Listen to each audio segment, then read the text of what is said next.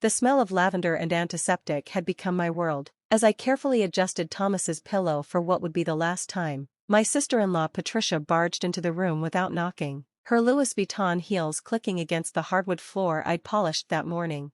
"The funeral home will be here in an hour," she announced, not even glancing at her brother-in-law's peaceful face. "You'll need to pack your things and be out by tomorrow. We'll be listing the house immediately." I nodded quietly, too exhausted and grief-stricken to argue. After 8 years of devoted care, I was being dismissed like hired help. Patricia smirked at my silence, mistaking it for defeat. If only she knew. "My name is Elena Kowalski, and I'm 32 years old. 8 years ago, I was working as a hospice nurse in Chicago, living a quiet life in my small apartment, when my older brother Michael called with news that would change everything." "Elena, it's about Thomas," he'd said, his voice strained. "You remember my wife Patricia's brother? There's been an accident." I knew Thomas vaguely from family gatherings. He was the quiet, bookish younger brother who'd become wildly successful in tech before retiring early at 35. While Patricia had married my brother for his modest but stable income, Thomas had built and sold 2 companies, accumulating a fortune that made the rest of the family seem middle class by comparison. "Skiing accident in Aspen," Michael continued. "Spinal cord injury. He's quadriplegic." "Elena." Patricia's beside herself. What I'd learn later was that Patricia was beside herself not with worry, but with calculations about her brother's estate.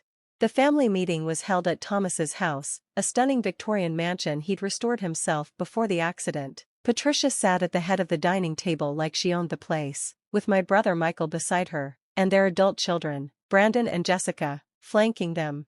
"Obviously, Thomas will need full-time care," Patricia announced. "We've looked into facilities, but they're frightfully expensive." "How expensive?" asked Brandon, who was perpetually between jobs and living off his parents.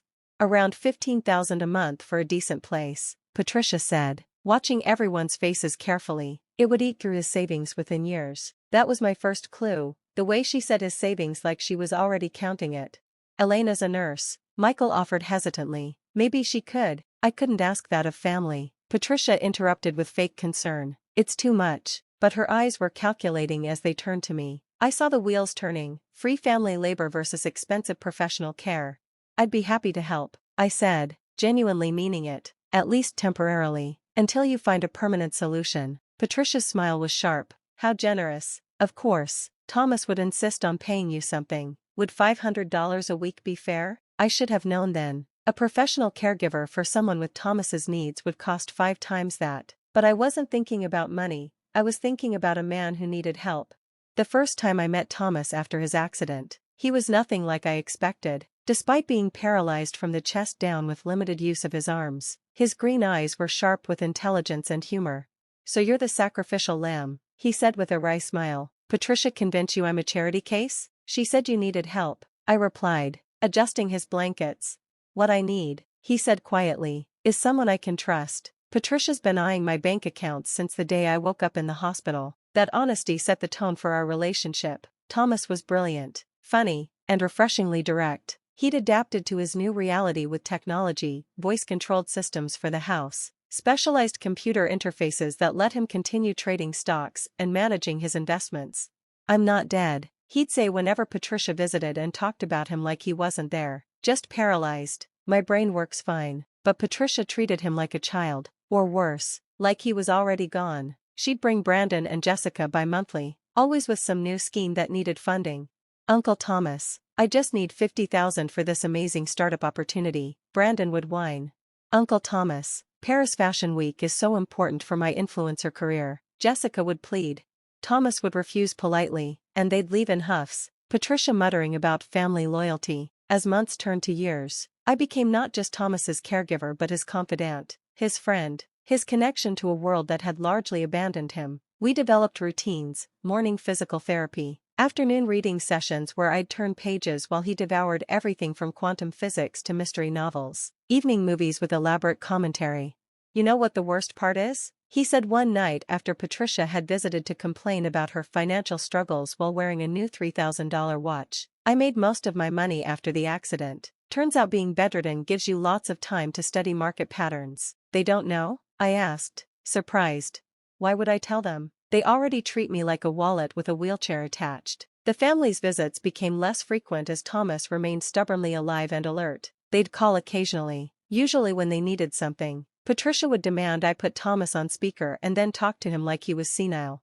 "Thomas, dear, are you eating well? Is Elena taking good care of you?" "My hearing is fine, Patricia," he'd respond dryly. "It's my legs that don't work." During year 3, I made a decision that would later prove crucial. The small stipend barely covered my gas to drive to Thomas's house, and I was burning through my savings paying rent on an apartment I never used. "This is ridiculous," Thomas said one day. "Move into the East Wing. I've got 8 empty bedrooms." "Patricia won't like that," I warned. "Patricia doesn't like anything that doesn't benefit Patricia. Move in, Elena." When Patricia found out, she was livid. "It's inappropriate. What will people think? That a paralyzed man needs round-the-clock care?" Thomas shot back. "Shocking scandal. Living there made everything easier. I could monitor Thomas at night, respond quickly to emergencies, and maintain the house that Patricia kept insisting was too much for poor Thomas to handle." Year 4 brought a significant change. Thomas called his lawyer, William Chen, for a series of private meetings. They'd lock themselves in the study for hours, emerging with carefully neutral expressions. "Estate planning," Thomas explained when I asked. "Just making sure everything's in order." "Don't talk like that," I said, though we both knew his condition was gradually worsening. "Elena," he said seriously, "I need you to promise me something. When I'm gone, don't let them bully you. You're stronger than you think." Around year 5, Thomas made an interesting request. "I want to transfer some properties into a trust," he told William during one of their meetings. "The beach house in Malibu, the cabin in Vermont, and the investment properties downtown." "All of them?" William asked, taking notes.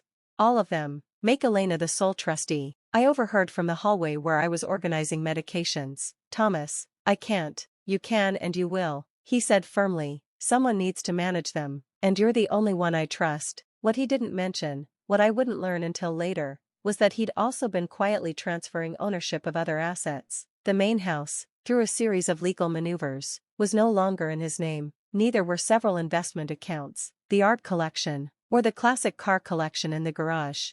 Years 6 and 7 were the hardest. Thomas's condition deteriorated, requiring more intensive care. I learned to manage ventilators, feeding tubes, complex medication schedules. Some nights, I'd camp out in his room, monitoring his breathing, ready to act if something went wrong. Patricia's visits stopped almost entirely. She'd call occasionally, usually to complain about money or fish for information about Thomas's condition.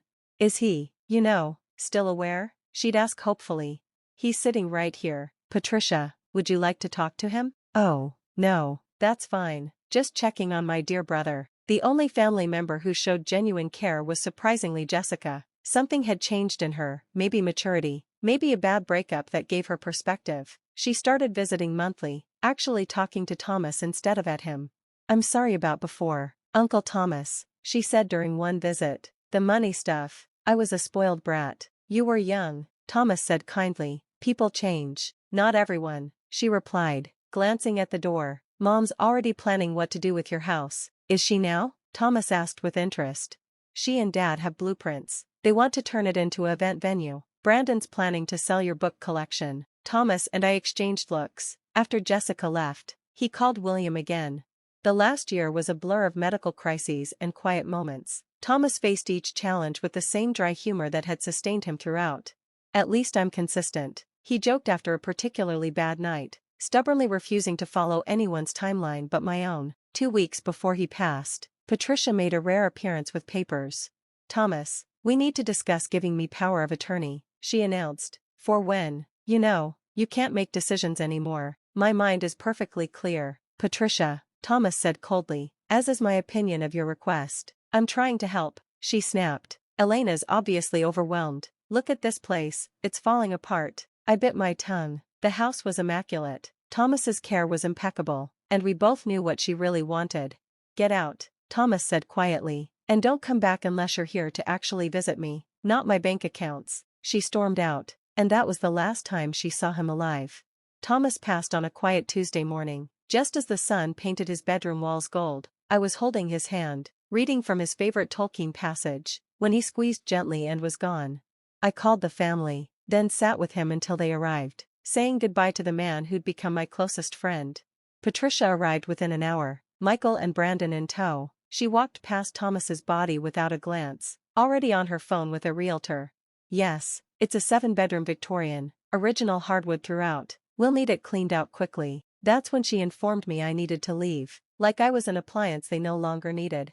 The funeral was elegant but cold, organized by Patricia to impress her society friends rather than honor Thomas. She gave a speech about family dedication that made me physically ill. Jessica sat with me in the back, both of us mourning the man they'd never bothered to know.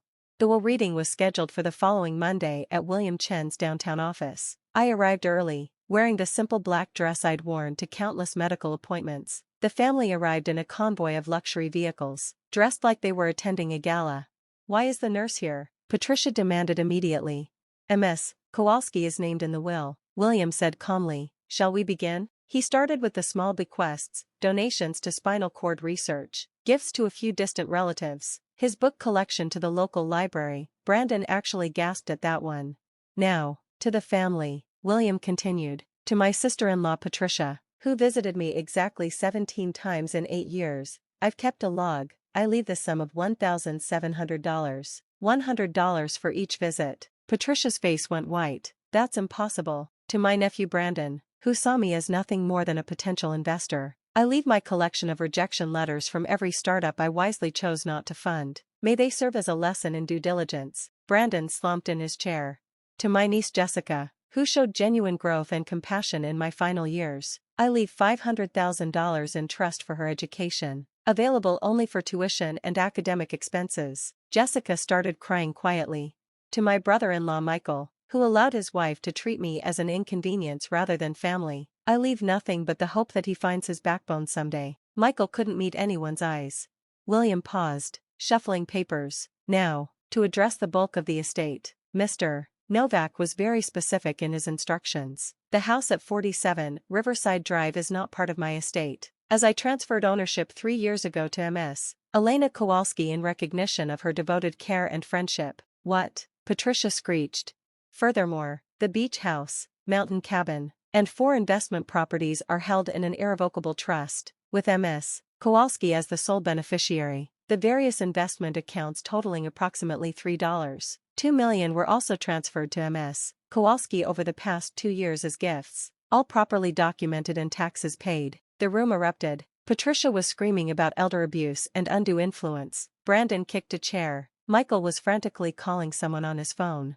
William raised his hand. "I'm not finished." Mr. Novak anticipated this reaction and asked me to read this statement. "Elena gave up 8 years of her life to care for me, not for money, but out of genuine kindness. She was paid less than minimum wage while Patricia lived in luxury, visited rarely, and treated me as already dead. Every transfer was made while I was of sound mind, with proper legal counsel, and with full knowledge of what I was doing. I have extensive documentation, including recordings, of every interaction. Challenge this will, and my lawyers have instructions to release everything." "She's a gold digger," Patricia snarled. "She manipulated him." I finally spoke. "I loved him. He was my friend, and you're right, I did manipulate him. I manipulated him into laughing again, into enjoying his life despite his limitations, into believing he was more than just a bank account in a wheelchair." "You can't keep the house," Patricia said desperately. "It's been in Thomas's family for generations." "Actually," William interjected, "Thomas bought it 5 years before his accident. There's no family history. Ms. Kowalski, however, has maintained and improved it for 8 years. We'll sue," Brandon threatened.